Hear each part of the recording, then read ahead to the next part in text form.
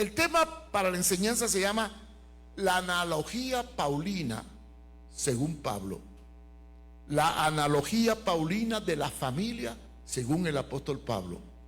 Y vamos a analizar muy bien este concepto. Pero la primera pregunta es, ¿qué significa analogía y parábola?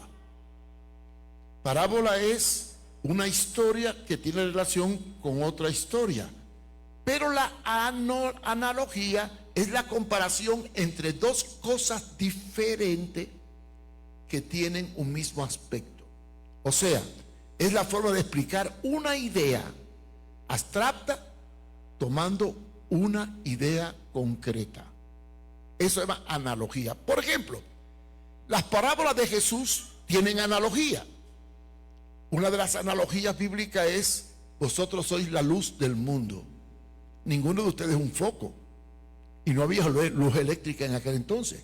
Pero dice vosotros sois la luz, está hablando de que vosotros alumbráis con tu vida y tu ejemplo a los demás. Hay otro texto que dice otra analogía: vosotros sois la sal de la tierra. La sal hoy no significa nada. Hoy lo que tiene valor es el oro, el petróleo y la plata. Pero en la época bíblica la sal era el equivalente al oro y la plata hoy. Era tan importante la sal que se pagaba con sal. De ahí viene la palabra salario. ¿Sabían ustedes que salario viene de sal? ¿Cuántos lo sabían? Pues ya lo saben. Entonces, era algo que tenía mucho valor. ¿Por qué? Porque tenía la facultad de preservar la carne para que durara mucho tiempo. No había refrigeración, no había hielo, pero había sal. Y entonces los productos que se podrían, como la carne, el pescado, se salaban para que durara mucho tiempo. ¿Cuántos han comido alguna vez bacalao? ¿Saben qué es un bacalao? El pescado salado. La sal hace que el pescado no se pudra, preserva de la corrupción. Entonces, cuando Cristo dijo vosotros sois la sal de la tierra, estaba usando una analogía. Conforme la sal protege la corrupción de la carne, nosotros preservamos la corrupción del mundo con nuestra vida. Y eso se llama analogía. Pues bien, Jesús usó analogía en algunas partes, junto con las parábolas. Por ejemplo, yo soy la vid, vosotros sois las ramas. O sea, yo soy la vid, vosotros los pámpanos. Quiere decir que yo soy el tronco y ustedes son las ramas. Si una rama no da fruto, se corta y se quema. Está hablando simbólicamente con una analogía de dar frutos. Pero Pablo no usó parábolas. Todas las enseñanzas paulinas sobre el crecimiento de la iglesia, el quehacer de la iglesia y el ser de la iglesia, lo hizo en base de analogía. ¿Y cuáles son las analogías que usó Pablo? La analogía de familia, hijo, embarazo, engendrar, dolores de parto. Esos son los términos que usó Pablo. Y cuerpo. Vamos a analizar algunos principios. ¿Cómo define Pablo la relación o la situación de la iglesia en cuanto al plan de Dios? Lo define como que somos una familia. ¿Qué es una familia? La unidad de dos personas que se multiplican y se convierten en mucho. En Gálatas capítulo 6, versículo 10, se dice, busquen Gálatas 6:10.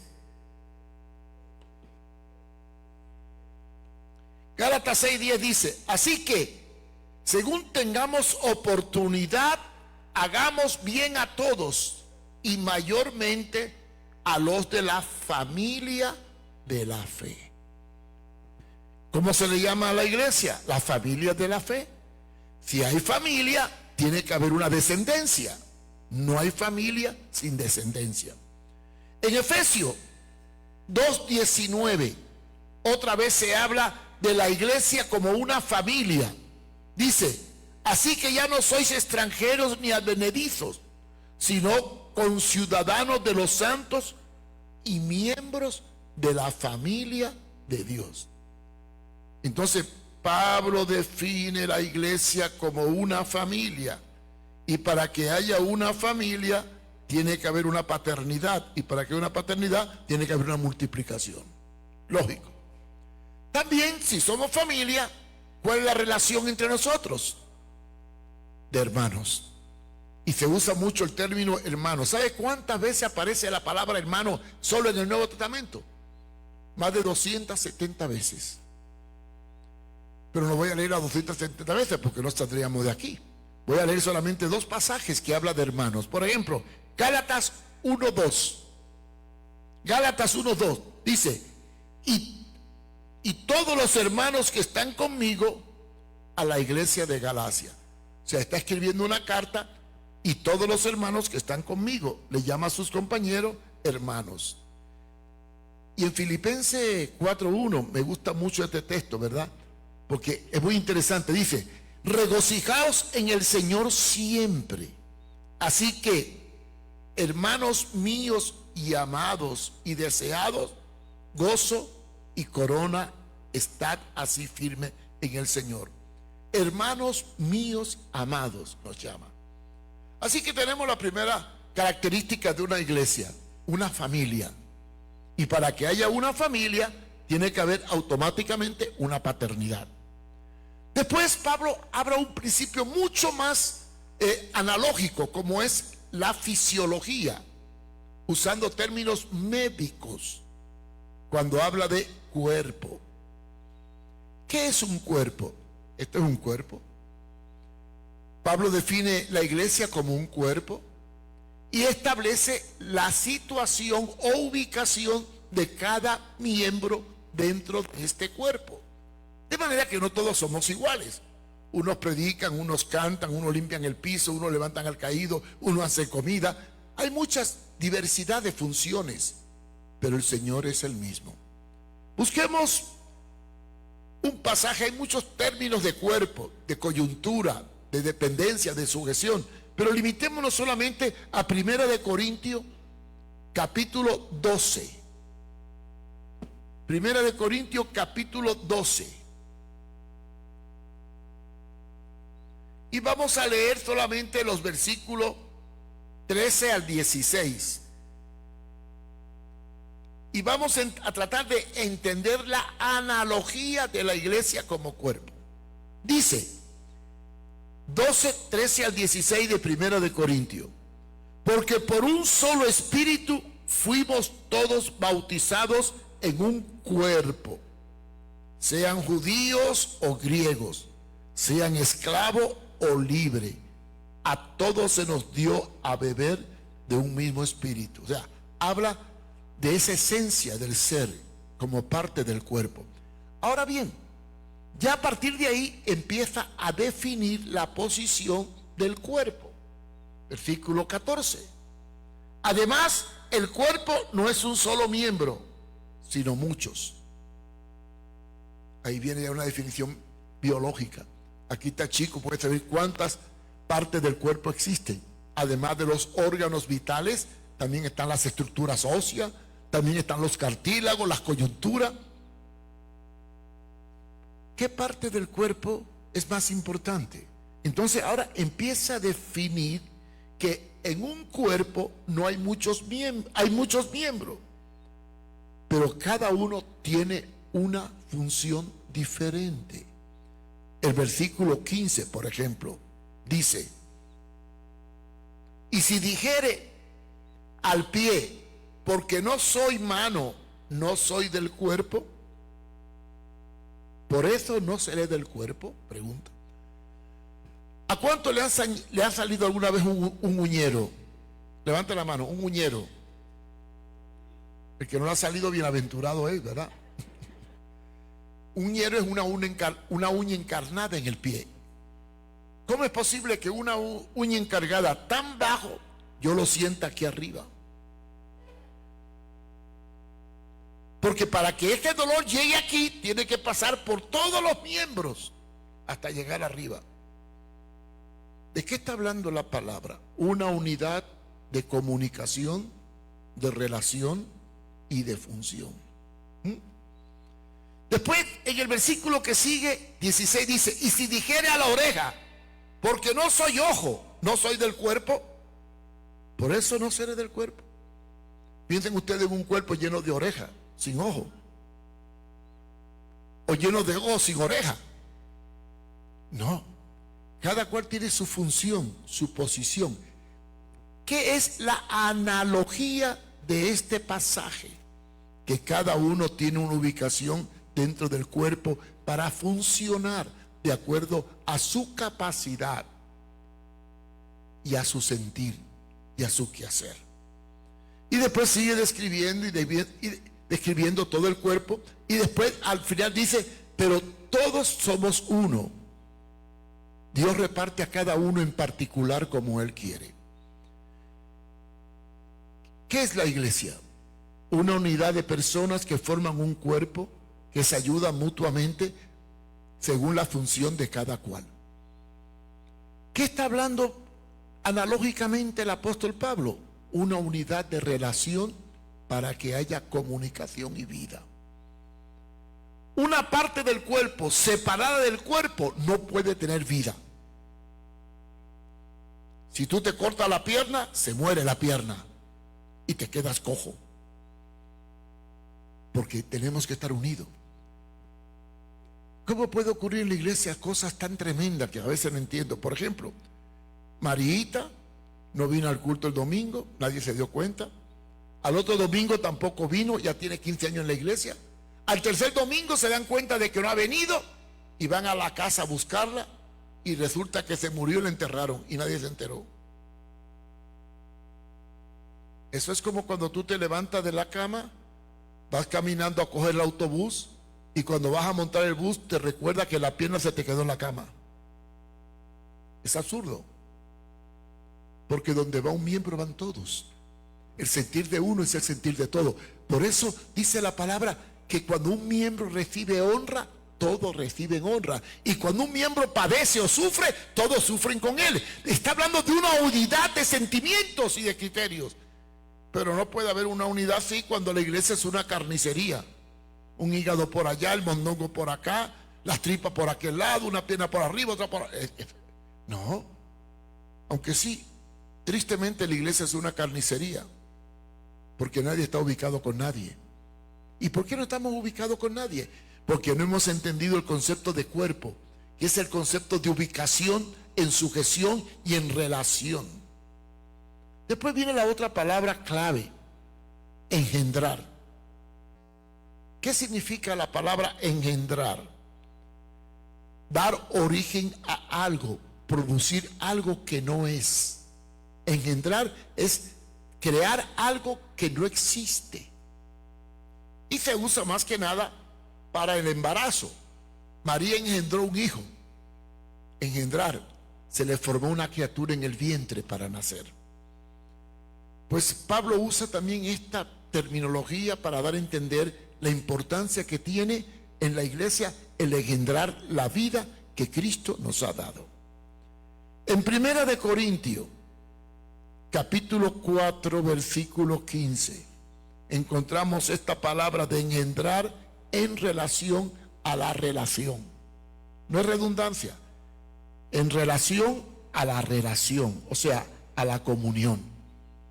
Dice 1 de Corintios 4:15, porque aunque tengáis 10,000 años en Cristo, no tendréis muchos padres. Ahora vamos a parar. Todos los que sepan qué significa ayo, levanten la mano. Cuidado, no confundan ayo con hoyo. Ayo. ¿Cuántos saben qué es ayo? Levanten la mano. 1, 2. Qué poquita gente sabe. Ayo es equivalente a nodriza, o alguien que cuida al niño de otro.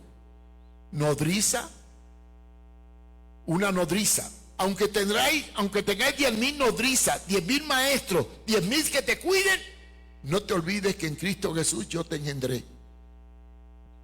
No tendréis muchos padres, porque en Cristo Jesús yo os engendré por medio del Evangelio.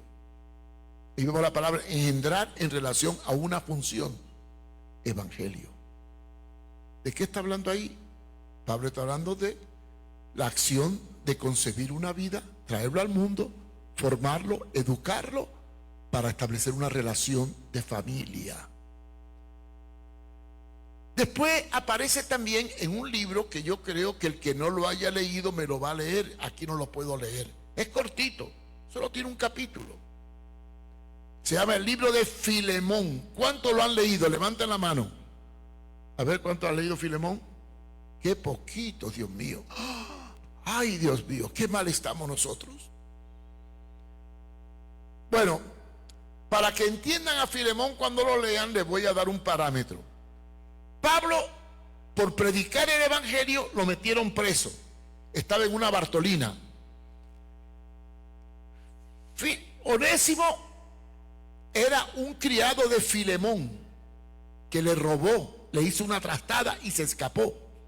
Y lo cogieron preso y lo metieron en la misma celda en que estaba Pablo. ¿Me van entendiendo, sí o no? Estando Onésimo con Pablo en la misma celda, Pablo lo evangeliza, le da la palabra y se convierte. Y resulta que después le dan a Onésimo la carta de libertad y se tiene que ir otra vez. Y entonces Pablo le dice: espérate, te vas a ir con tu amo, que también es mi discípulo, y le vas a llevar esta carta y se la vas a dar. Y esa es la epístola a Filemón. Fíjense bien el versículo 10 del capítulo 1. Filemón 1:10. Te ruego por mi hijo Onésimo, a quien engendré en mis prisiones. Algunos dirán: bueno, es que esto parece como que fue travesti, Pablo. No, es que no había la ideología de género. No está hablando de un engendro físico, biológico. Está hablando de un engendro espiritual. Lo trajo a Cristo dándole la palabra. Recuerden que el principio número 1 de la conversión es Juan 3:3. ¿Qué dice Juan 3:3?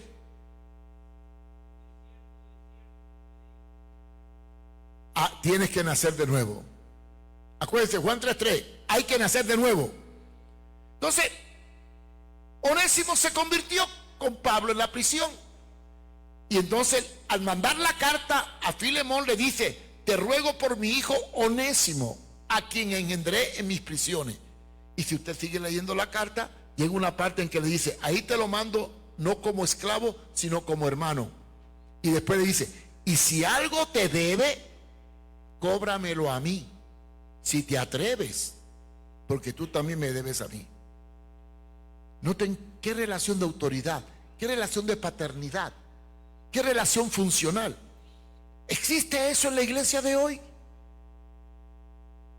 Después hay otra expresión que usa Pablo, que es analogía: dolores de parto. Solo experimentan dolores de parto las mujeres. ¿Cuántas mujeres aquí han tenido dolores de parto? Levanten la mano. Ok. ¿Qué es un dolor de parto?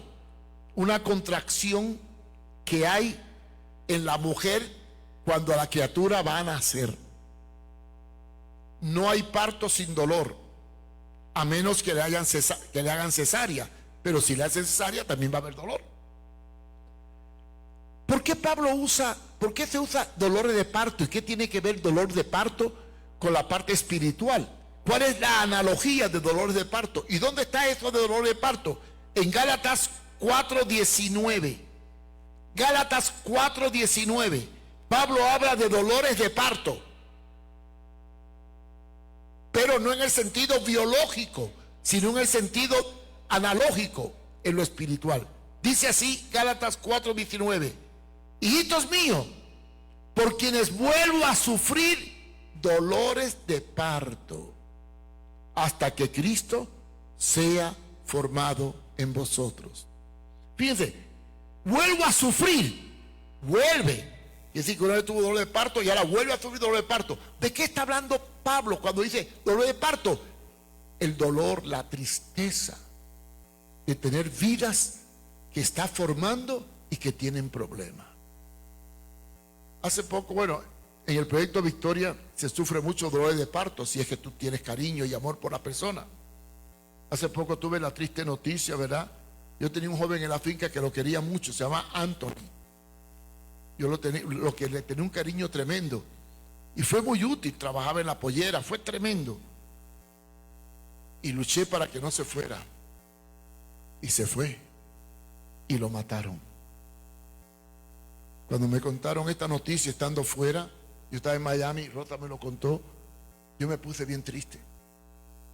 Qué tristeza cuando matan a un joven que uno trató de parirlo, de traerlo a la palabra, de llevarlo.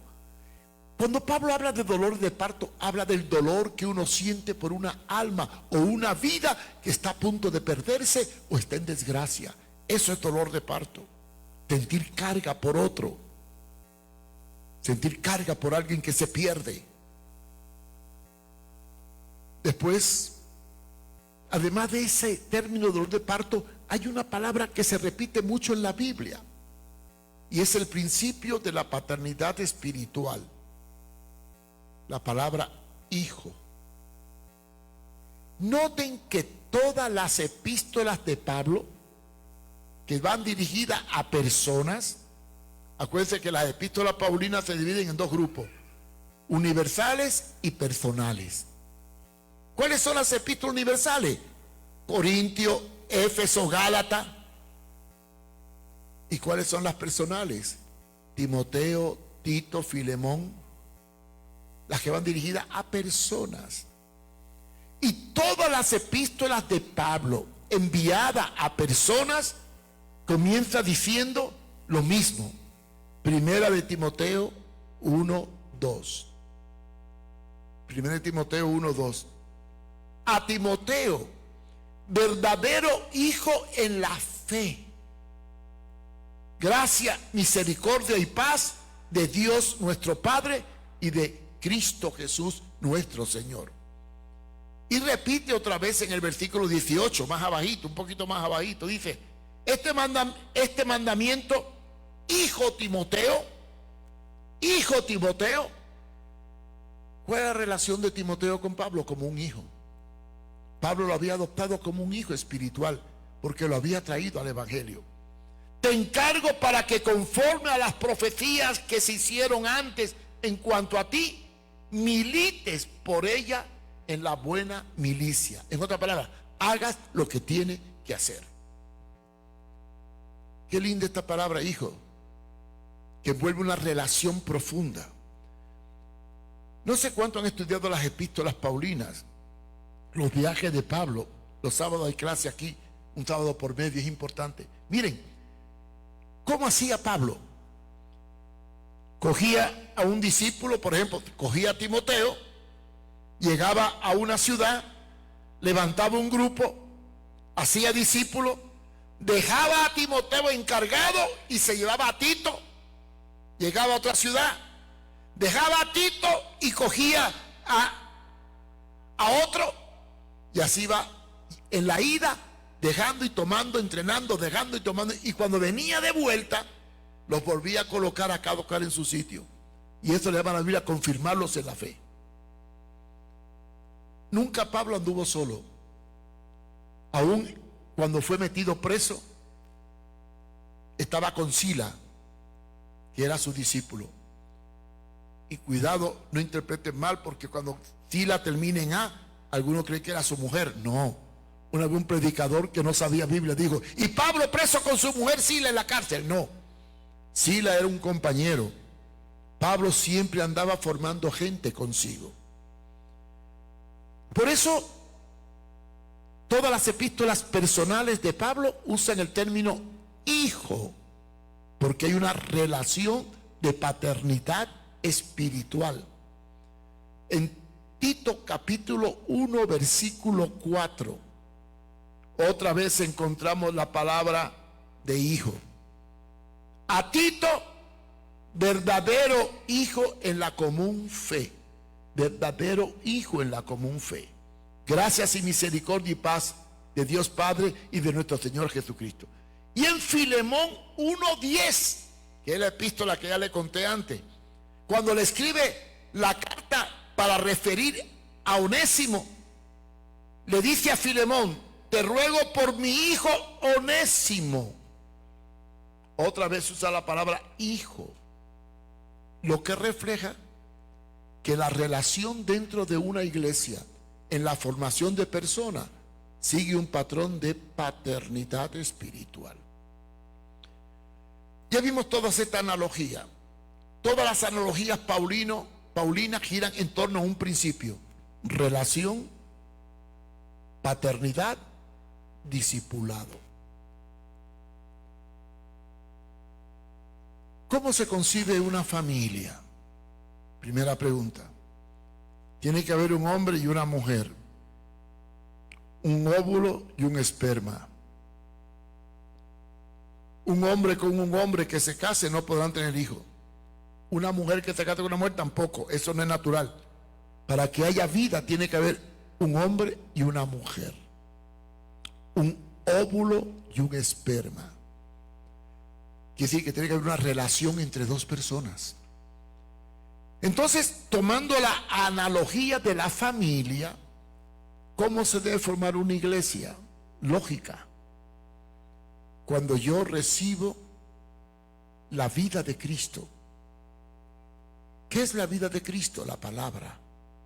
Esa palabra trabaja en mi corazón. La palabra es el esperma, el corazón es el óvulo, el espíritu el que da vida. Y como fruto de la predicación de la palabra y el trabajar con una persona, esa persona nace de nuevo y comienza la paternidad. La pregunta que yo os hago es: ¿y cómo puede una persona nacer de nuevo? Romanos 10, 17. Romanos 10, 17. La fe viene por el oír y el oír de la palabra de Dios. Cuando tú das la palabra, tú estás dando un esperma, una vida.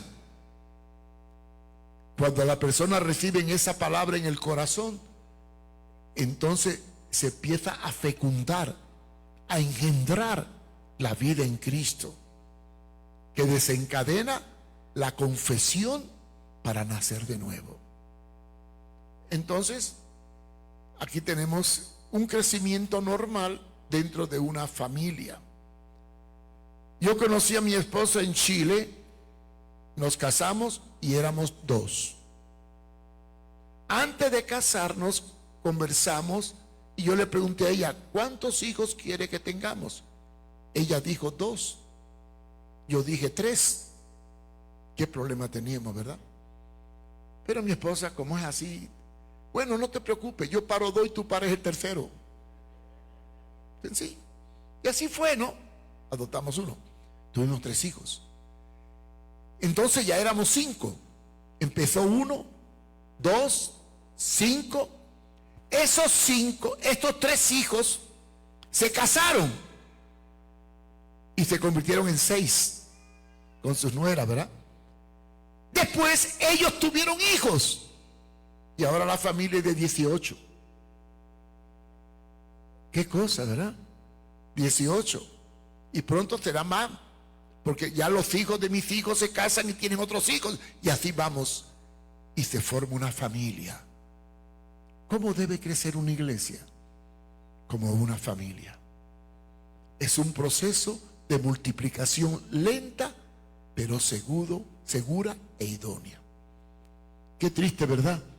Cuando pensamos que en la iglesia de hoy no hay un crecimiento de familia. ¿Y saben por qué no hay un crecimiento de familia? Porque nos falta la otra analogía: embarazarnos. ¿Cómo me puedo embarazar si soy hombre? No estoy hablando de un embarazo fisiológico o biológico. Estoy hablando de un embarazo espiritual. El sentir la carga por ganar a alguien, por ganar una vida para Cristo. Embarazarse es comprometerse con la multiplicación.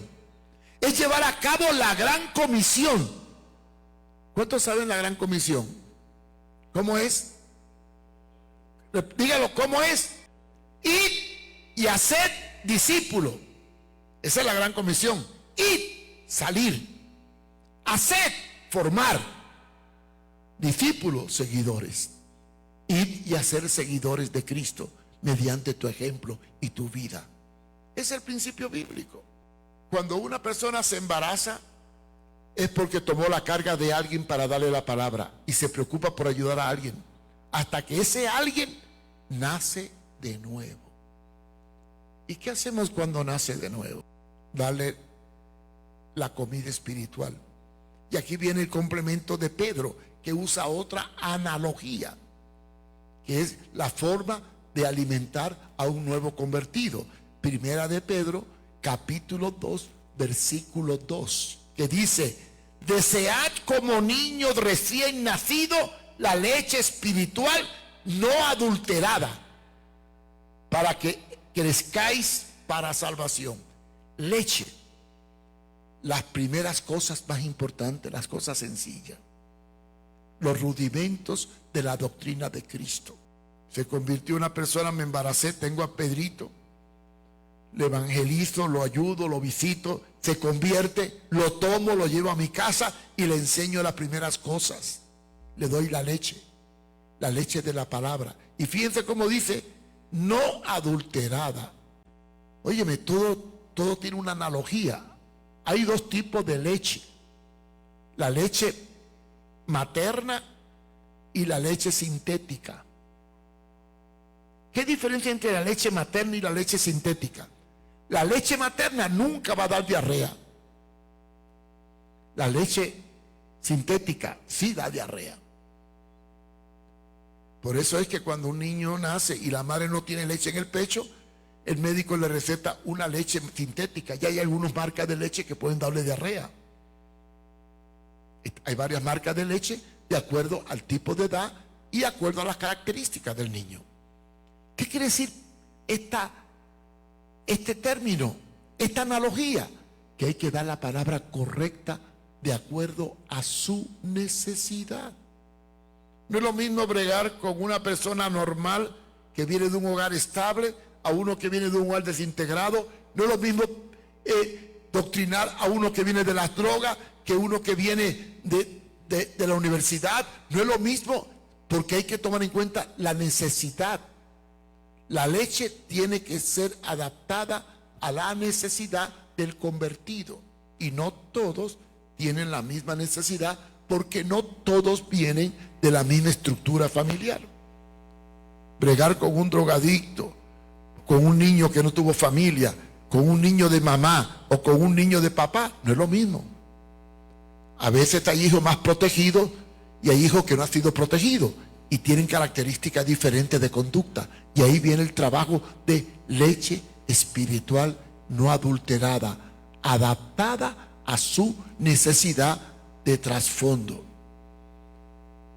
Y dolores de parto, que también es otro término que usa Pablo, es sentir carga y pesar por aquellos que me gano y tienen dificultades.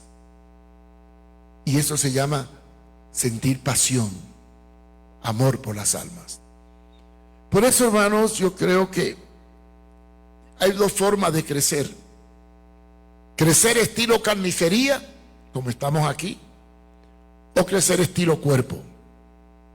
Hay otra analogía que no toqué hoy, pero es la analogía que usamos más: pastor y ovejas. Cuando vayan a la finca, que les enseñen las ovejas, ¿sabe? Se quitaron las vacas y se puso ovejas, porque las vacas nos rompían los cercos, le comían la ropa a los muchachos, le comían el jabón, eran terribles. Vendimos las vacas y compramos ovejas. Al principio eran bien difíciles. Había un macho que le llamamos Salomón, porque las parió todas, ¿sí? Que cuando entraba alguien lo embestía, y eran ariscas y huían. Ya llevan un año más o menos, ¿verdad? Más de un año. Ahora ya no huyen. Cuando tú te acercas, vienen a ti. Ya vienen a uno, ya no te embisten, ya te buscan. Y cuando alguien la pastorea, vas detrás de él. Y hay un secreto en la enseñanza de la analogía de cuando Cristo dijo: yo soy el buen pastor su vida dará por las ovejas. Las ovejas oyen mi voz y me siguen. ¿Cuántos han estudiado qué es un pastor literal? Es una persona que tiene un hato de oveja y la lleva al monte a comer pasto. Hay una diferencia entre los cerdos y las ovejas. El cerdo puede vivir encerrado y es cochino. Las ovejas tienen que vivir libres. Los cerdos comen basura, las ovejas comen pasto. ¿Y el pastor? ¿Qué pinta un pastor? Simplemente la vigila para que llevar a las ovejas grandes a donde hay pastos verdes. Pero ¿quién para en el rebaño? ¿El pastor o las ovejas? ¿Quién da la leche en el rebaño? ¿El pastor o las ovejas? Entonces, ¿cuál es la responsabilidad del pastor? Cuidar a la oveja grande para que ella para y cría las ovejas chiquitas. Y si tú vas a la finca y observas muy bien las ovejas cuando paren, aunque hayan 3 ovejas que parieron, cada ovejita sabe cuál es su mamá y va detrás de ella. Y el secreto de que las ovejas obedezcan al pastor se debe a un solo principio: conocen su voz y el pastor huele a oveja. Y una vez aprendí una lección bien linda que me dio mucho material para predicar.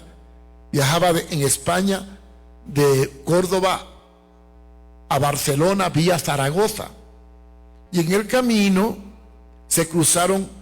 Había un pastor con un hato de oveja aquí y otro pastor allí, y yo me paré en la carretera y uno cruzó para el otro lado y se acercó al otro pastor y empezaron a tomar vino de un botijo y las ovejas se mezclaron. Y yo me quedé esperando, ahora voy a ver qué lío va a pasar. Después que hablaron, tomaron vino, el que cruzó para allá siguió y el que cruzó para acá siguió, y todas las ovejas se fueron detrás del pastor. Todas. El pastor no tuvo que ir para atrás a ver si se le fue alguna oveja, porque todas las ovejas siguieron a su pastor. ¿Por qué? Porque las ovejas huelen al pastor y el pastor huele a oveja. Y esa es la enseñanza, la analogía del pastorado. Dios no puso al pastor para evangelizar ni para parir. Dios puso para formar a las grandes y darle pastos verdes para que se multipliquen. Entonces, toda la analogía del Nuevo Testamento gira en torno a este principio. Ustedes tienen que nacer, ustedes tienen que crecer y ustedes tienen que multiplicarse. Y el que no se multiplica es estéril. No está haciendo lo que Dios le mandó. ¿Por qué traer un evangelista para que para? ¿Y por qué tenemos que poner a los pastores a parir? Cada uno debe parir por sí mismo, ganar a alguien para Cristo. Y concluyo aterrizando. ¿Qué pasaría? Fíjense bien, por un momentito, ¿qué pasaría si hoy cada uno de ustedes se compromete a ganar a uno para el Señor, a parir uno en un año? ¿Qué ocurriría en un año? Si cada uno de ustedes ganara uno en un año, uno, ¿qué ocurriría?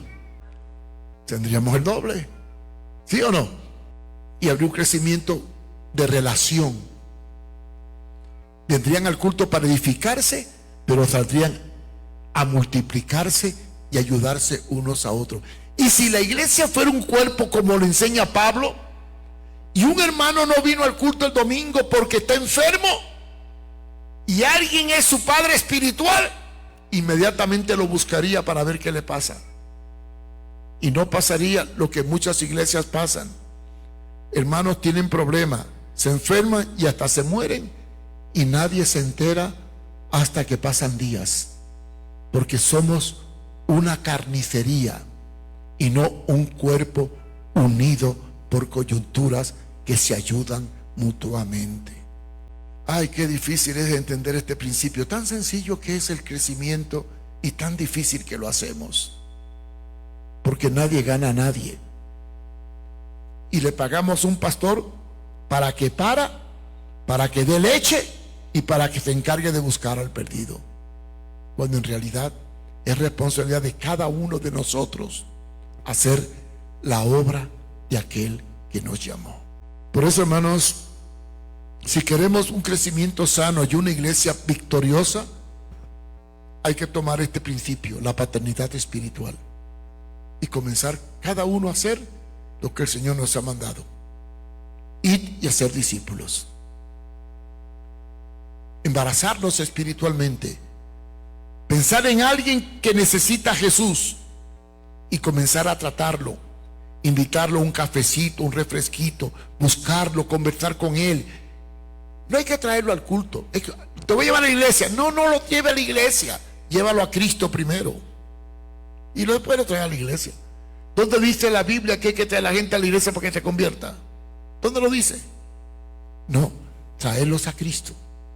Donde quiera que estén, debajo de un árbol, en la escuela, en la fábrica, en la calle, allí trabaja con él, gánalo. Recuerden que el libro de los Hechos establece 3 principios básicos. En las calles predicaban, en las casas lo enseñaban y en la congregación se edificaban. Retomemos los principios de la palabra.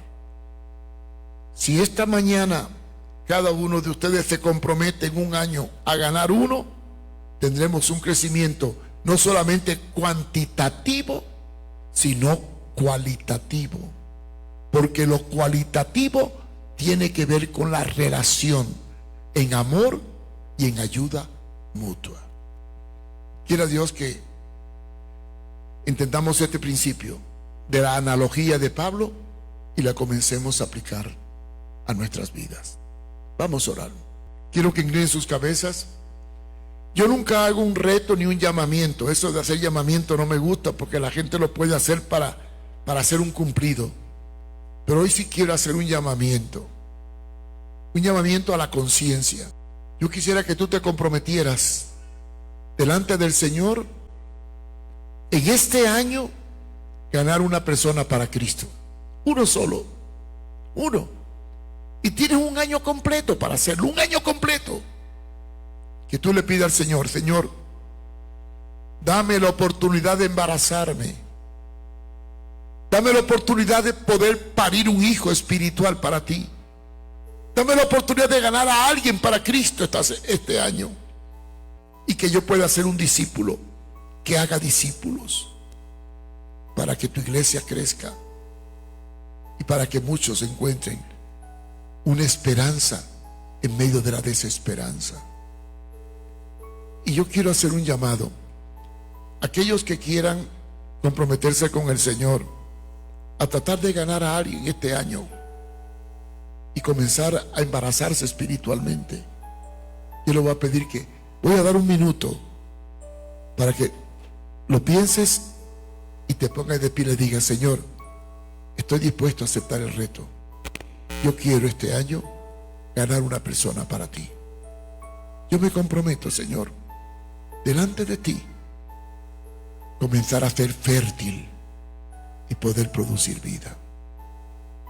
Aquellos que acepten este reto, pónganse de pie y vamos a orar.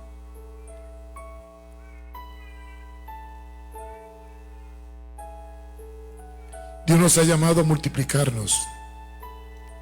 Dios nos ha llamado a dar por gracia lo que de gracia recibimos. Y eso no es solamente dinero, es también tiempo, esfuerzo, interés por ganar a alguien. Dios quiere usarte. Pon tu vida en sus manos y Él te va a llevar a ser discípulo. Él pone el querer y el hacer. Solo basta que yo quiera algo para poderlo hacer. Yo tengo 84 años y todavía estoy dispuesto a seguir haciendo discípulos. Cada uno debe de, mientras tiene vida, multiplicarse. Porque la vida se transmite con la multiplicación. Donde hay vida, hay multiplicación. Dios quiere usar tu vida para que te multipliques. Prométele al Señor luchar este año para ganar uno para Cristo. Y entonces veremos la mano de Dios en nuestras vidas. Padre, venimos delante de ti para poner nuestras vidas en tus manos. Queremos, Señor, y creemos que tú nos puedes usar. Ayúdanos a embarazarnos espiritualmente para formar una familia mediante tu palabra. Que yo entienda que tu palabra es vida y que yo soy un portador de vida y que pueda reproducirme ganando a otro para Cristo, llevándolo a mi casa o sentándome con él donde sea para compartir la palabra de vida. Queremos ser hijos y queremos ser padres y queremos ser familia, Señor. Nos ponemos en tus manos para poder ser una iglesia normal, que tenga estructura de cuerpo y función de familia, para que entonces la vida de Cristo pueda fluir en nosotros.